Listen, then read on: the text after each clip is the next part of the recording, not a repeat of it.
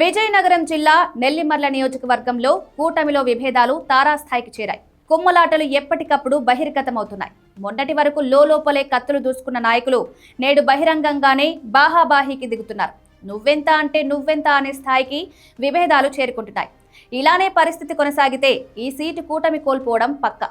ఇక్కడ Janasena MLA versus TDP నియోజకవర్గ incharge అన్నట్టు పరిస్థితి మారింది. దీంతో తరచూ గొడవలు జరుగుతున్నాయి. కూటమి పరువు దిగజారుతోంది. మొన్నటి ఎన్నికల్లో నెల్లిమర్ల నుంచి జనసేన అభ్యర్థిగా గెలిచారు లోకం మాధవి. విద్యా సంస్థల అధినేతగా ఉన్న ఆమె 2019 ఎన్నికల్లో పోటీ చేశారు జనసేన తరపున. పట్టుమని 10,000 ఓట్లు కూడా రాలేదు. అటువంటి ఆమె 2024 ఎన్నికల్లో ఎమ్మెల్యే అయ్యారు. అయితే దీని వెనుక టీడీపీ కృషి ఉంది. కానీ ఆమె టీడీపీని ఎప్పుడూ లెక్క చేయడం లేదు. టీడీపీ క్యాడర్ను సైతం పక్కన పెడుతున్నారు. సొంత అజెండాతో ముందుకు వెళ్తున్నారు.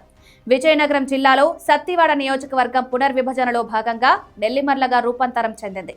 ఈ నియోజకవర్గంలో నుంచి సుదీర్ఘకాలం ఎమ్మెల్యేగా ప్రాతినిధ్యం వహించారు పతివాడ నారాయణస్వామి నాయుడు. 2019 ఎన్నికల్లో చివరిసారిగా పోటీ చేసిన ఆయన ఓడిపోయారు. వయోభారంతో బాధపడుతుండటంతో టీడీపీ నియోజకవర్గ బాధ్యతలను కర్రోతు బంగారాజుకు అప్పగించారు చంద్రబాబు. 5 ఏళ్ల పాటు పార్టీ కోసం గట్టిగానే కృషి చేశారు. 4 మండలాల్లో పార్టీ బలోపేతం చేశారు. 2024 ఎన్నికల్లో తనకే టికెట్ లభిస్తుందని భావించి డబ్బులు కూడా ఖర్చు చేశారు.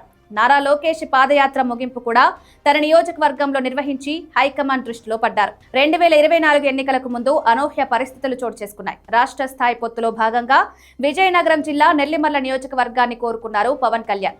కానీ అప్పటికే గెలిచే నియోజకవర్గంగా తీర్చిదిద్దారు కరోతు బంగారాజు. కానీ రాష్ట్ర స్థాయిలో పవన్ కోరేసరికి చంద్రబాబు కాదనలేకపోయారు. చంద్రబాబు ఆదేశించేసరికి బంగారురాజు సైతం సరేనని ఒప్పుకున్నారు. అందరూ సమిష్టి కృషితో లోకం మాధవి ఎమ్మెల్యేగా విజయం సాధించారు. గెలిచిన తర్వాత ఆమె స్వరం మారింది. టీడీపీ నిర్లక్ష్యం కనిపిస్తోంది.